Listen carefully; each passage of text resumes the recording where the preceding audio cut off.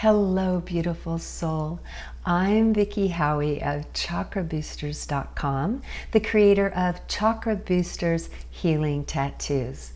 And today I'm excited to talk to you about the power of the names of the chakras and what they mean. Because a lot of people don't even know what they mean. They just know them to be the first chakra or the root chakra, second chakra, sacral, but they don't know the Sanskrit names. So we're going to go over the Sanskrit names and what they mean. And why would we do that? Well, not to learn Sanskrit. I'm not that good at that. But it's important that even with my bad American accent, that I try to say the words in Sanskrit, because there's power in language and in words and in these original names for each chakra. So if you're wanting to boost your root, for instance, just saying Muladhara, the name of the root chakra, has power. I remember when my guides advised me insistently years ago. I'm trying to think how long ago it was now. It must have been about a dozen years ago, 10 to 12 years ago. They were very insistent that I created an album, that I took the chanting that I was doing in my yoga classes and I created an album. And they made it very clear to me that there was a need for an album that did two things: that it used the power of the names of the chakras, because all the music, all the chakra music and chakra songs that were out there didn't really have the names in them, weren't using the power of the names. And the second thing my guide said was that I make sure that each song is very, very different and true to that particular chakra. Because there's a tendency when we do energy work to want to create music that is very, very ethereal.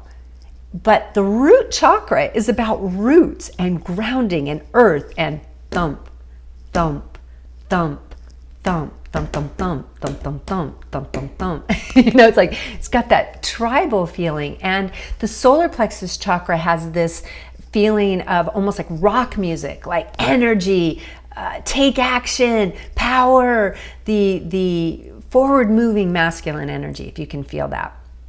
So our chakras, each one is very, very different. If you had 7 children and each one represented a chakra, they would be very, very different children. You would have your hands totally full. So those were the imperatives that I was given from my guides, and that's what I followed. Oh, and there was a third one, that it was tantric and that I bring in a musical partner who was masculine, so there would be the feminine and masculine voices and energy in there to represent the feminine and masculine energy in our chakras. 3 masculine chakras, 3 feminine chakras, and the united allness of the crown chakra. I hope that makes sense. Okay, so those were the imperatives, and I did that. And you can get, if you don't have my songs from there, you can see them on YouTube as music videos. So then they become a meditation visually as well as hearing them orally, A-U-R-A, orally. So you're not just hearing them, but you're seeing them, and it's that sensory repetition, or I should say doubling up with the senses, that makes it even more strong. So I'll have a link below to all of those songs, and you can see how different each one is. And as you sing along to them, you will see each one for the chakras says the name of that chakra. It uses the power of that name. So let's look at the names, the Sanskrit names for each chakra. We'll start at the root, work our way up, and I want you to really feel into the name. Your name has meaning. All names, all words have meaning. Almost every religion says first there was the word, because the beginning of the upper chakras, 5, 6, 7, throat, third eye, and crown, are all about this spiritual realm. All of our energy is energetic and spiritual, obviously. I mean, it's funny, our energy is energetic, but what I mean is everything is energy and energy is spirit. So everything is consciousness. And the lower chakras are just a deeper, denser consciousness. But when you look at the 7 chakras, the 3 lower ones are related more to the physical world. The heart is related to being the bridge between the physical and spiritual. and our equanimity point, our balance point. And the 3 upper chakras are all about the spiritual world and our connection to that world, to the other realm rather than to this physical realm. And the 5th chakra, being the first one in that, is the method, or I shouldn't say the method, the layer of our aura, because every chakra relates to a layer of our aura. It's called the etheric template that actually has magic in it, where spells can be made, where words, just saying a word, makes that want to come into reality. Isn't that cool? So there's magic. The throat chakra is the magic chakra, where we cross the bridge between the physical and spiritual realms. Now, they are one in a certain aspect, right? Everything is one. But in this apparent world where it's 3D and we see everything as being physical or non-physical, the throat chakra is the one that crosses that. And it does that with the power of the word. So let's look at the names. First, there is the root chakra. And the root chakra's name is Muladhara. Muladhara. It means root support. Feel into that, root support. You know on my channel that I don't refer to the root chakra a lot about survival. I don't refer to it a lot about being about survival, because it's a very, very common interpretation. It's almost a way of being chakraist, of saying like the crown's more important than the root. We have to get up to the crown and be connected to the divine. And the root is really when we're in our survivalistic energy. But the truth is, the root is divine too. And it's our foundational divine. So rather than think of it as survival, especially at a time when less of us on the planet are needing to focus on survival, where there is more comfort overall, more competence overall in mastering our physical world than there ever has been before. And because of that, I think it's more beneficial for us to think of it as the foundational chakra. It's the support, the root support for everything else in our lives. In a tree or a building, you put deep foundation or deep roots so that the tree or building can go higher. The roots, that root part, supports the growth upward and outward. Can you feel that? So that to me is the main purpose, feeling, definition, whatever word you want to put on it, of the root chakra. So I'm trying to get the root chakra out of this like chakraist place of being this lesser or survival oriented chakra.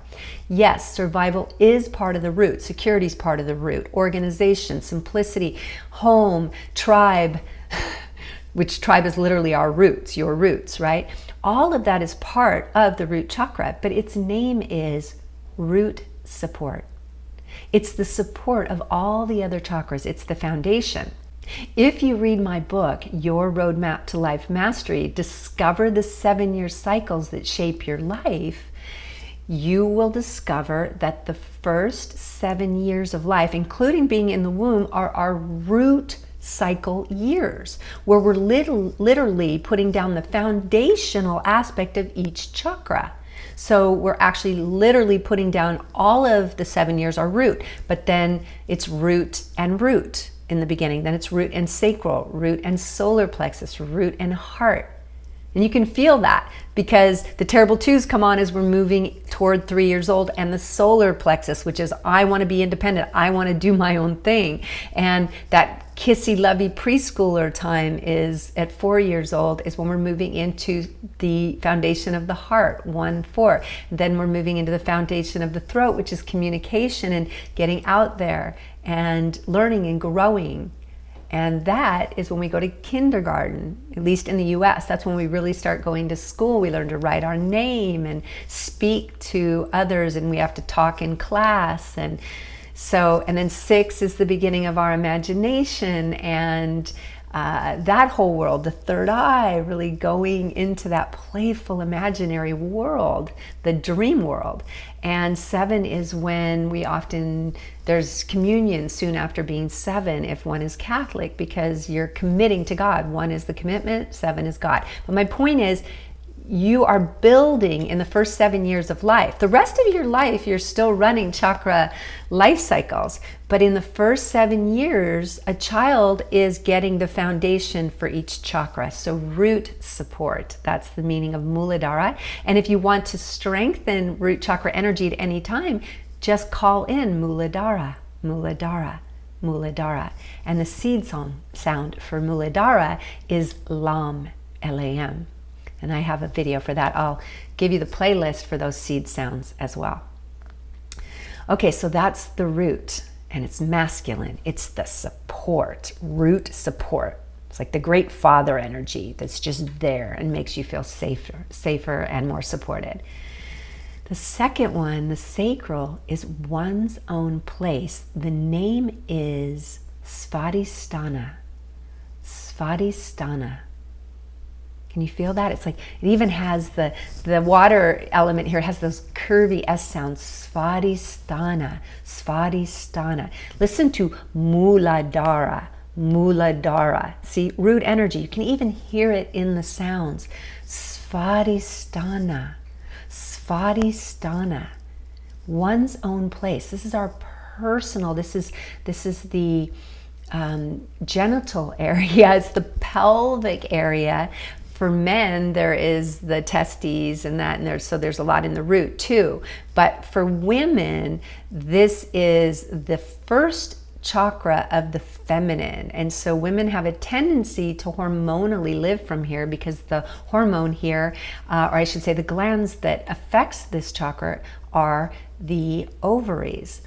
And Svadhisthana means one's own place. So this is a very personal, this is where we will open up intimately to one other, to share our most personal self. It's a very vulnerable thing. This is a vulnerable, one's own place. It's what you create out of. That's the creativity that we get in the sacral chakra. We also have our sensuality, the way we interpret the world through our senses, our sexuality, our intimacy, our emotions. Because emotions are ours. Someone could tell us, hey, you're overreacting, you're over-emotional. But the truth is, we react in a way that feels right for us and in a way that is right for us. So emotions are very private. They're very, very personal. Does that make sense? So that's the name, one's own place. Svadhisthana, you want to call in more of that sacral energy, that feminine energy, Svadhisthana. The next one, we're back to the masculine, okay? So now we're going to do the solar plexus chakra. The name here is, listen to the strength again, Manipura, Manipura, Manipura. It means lustrous gem, lustrous gem. This is the center, energy center, power center within your physical body. It's the home of your identity, particularly socially and personally. The eye, this is the eye that others see. This is the eye that shines. That's why we have the lustrous gem. This is the part of you that allows you to shine, that has confidence in what you do and who you are.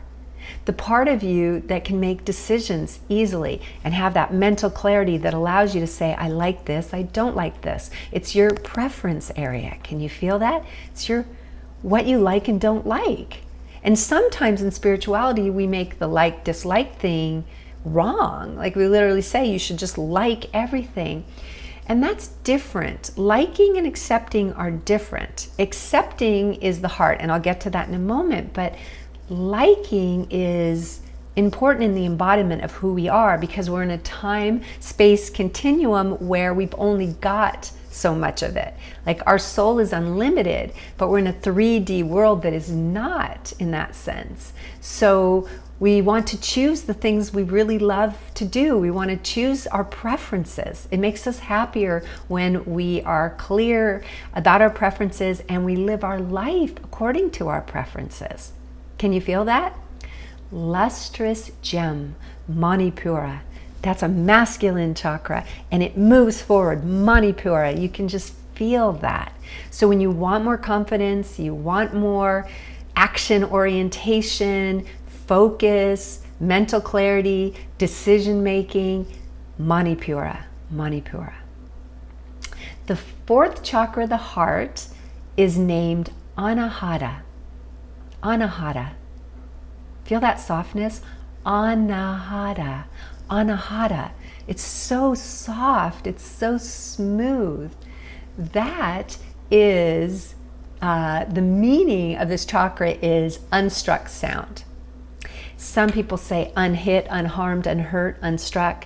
Some people believe the unstruck has to do with like if you strike a symbol or you strike a triangle, ding, that this is the unstruck sound because there's like no vibration here in the sense of it being so peaceful, so calm. So whether you look at it as being no harm or no vibrational sound, it is our zero ground. It is the place that if you balance all of your chakras, you end up in the heart chakra. You just automatically do because it is the fourth chakra out of 7. And in our energy field, it is the center. So like all things, when it's balanced, we end up in the center. So it's your essence. And I'd love you to play with what that means, unstruck sound. It's a really fun thing to ask yourself. What do I feel that means? For me, it just feels like equilibrium. But the name Anahata again, Manipura, you can just hear like Manipura is the third chakra, and that's forward moving. That's got Anahata has this softness, has this balance. We're back to the feminine chakras. We're in the middle feminine chakra of love and acceptance. And this is where, rather than focus on differences, we focus on similarities with others. We focus on connection rather than separation. And we focus on acceptance rather than preferences. Okay? But neither solar plexus or heart are better. They need each other. It would be like saying your right arm is better than your left leg. You need them both, right? And we need all of our chakras. So that's that one. And now let's talk about the throat chakra. The throat chakra's name, the first of the upper chakras, is Vishuddha. Vishuddha. Vishuddha. Now, that kind of sounds sort of masculine, feminine, right? And that's because it's the highest masculine chakra. So we're now into the more spiritual energy, which is not so much a penetrative, physical type of masculine energy, but it's more of a standing up and honoring. And the name Vishuddha means purity. I'm going to let that sink in because it's so beautiful. It means purity. And my guide showed me a visual years ago that I cannot let go of now. They told me to recognize how the throat moves in so narrowly from the rest of the body. This is the only place where we're this narrow in the whole body. We're wide in the heart and the shoulders. We're wide in the hips. Our legs are substantive. Everything in the trunk up to that throat chakra is wider and more substantive. So I used to live in LA, and you would have the big freeways with like 5 or 6 lanes, and then suddenly if there was road work or you went into a smaller area, it would go down into 1 or 2 lanes, and that would create sort of a traffic jam. And in the case of a traffic jam, all cars got through. But with purity, it's actually acting as a filter so all cars don't get through. This is what my guides were showing me. They showed me like that car traffic jam analogy. So forever when I think of the throat, I now literally think of it as a narrowing filter, because that which goes back to the divine, that which deals with the spiritual realm, requires more filtering, a higher level of consciousness and awareness. And we take the best of what's come from the heart and we offer it up through the filter of the throat. Can you feel that? Vishuddha. To me, it does have a little bit of a magic sound to it. Vishuddha. Vishuddha. Purity. Purity. This is where we begin the filtering for the upper chakras. And it's not that any of this is bad. It's just not going on the ride up to the upper realms. So the things that we need, certain things that we need for the physical realm, we don't need in the ethereal realm. Makes sense? And so we are going to filter. We're just going to filter. And that's why there's such a precious sense of honoring and the divine when you walk into a really old church. Like when I go to Sacral Chakra in Paris, it just feels so good. Let's move up to this one, the third eye. The third eye chakra has the name Ajna. Ajna. Hear that softness again?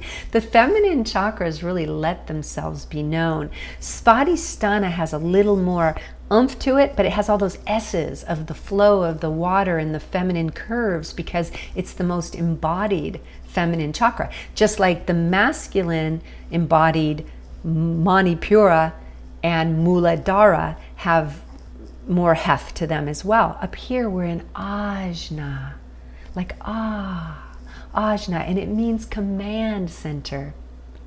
The Ajna for me is exactly that, the command center. When I'm confused, when I don't feel like I'm making decisions from a good place, I simply imagine moving up in my energy centers to my third eye, and like there's a room up here, and I see just almost like a little self of me just sitting in this command center up here and looking out at the world from this higher vantage point.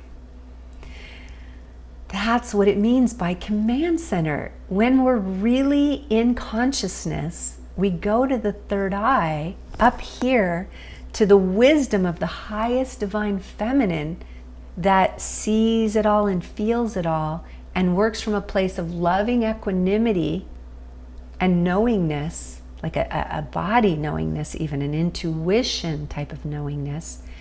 We go there because that's where we make the best decisions, where everyone's best interest is kept in mind. It's not the singular focus at all of the solar plexus, which sometimes comes in handy.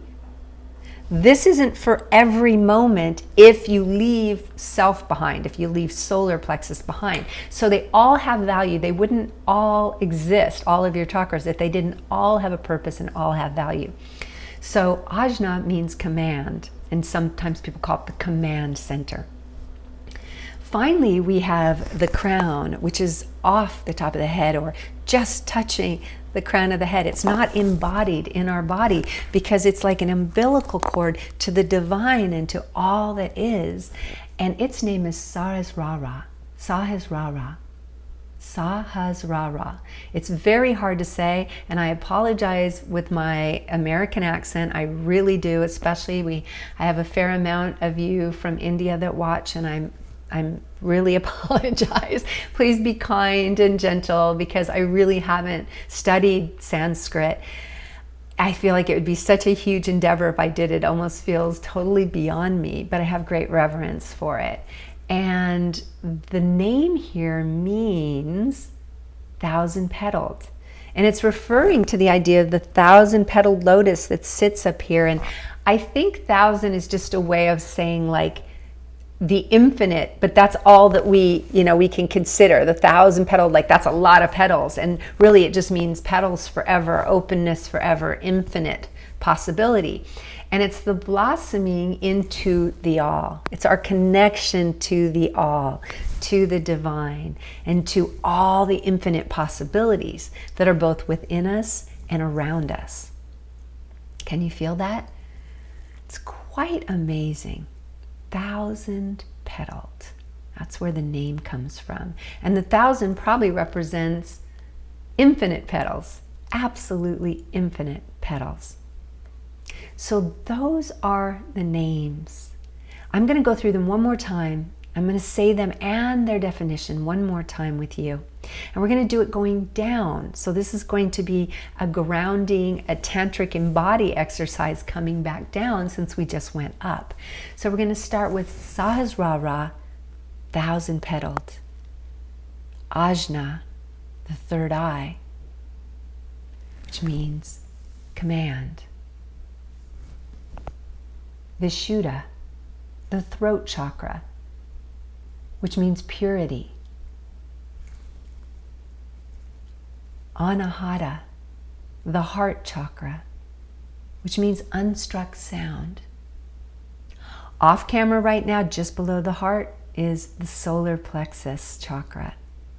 Manipura, which means lustrous gem.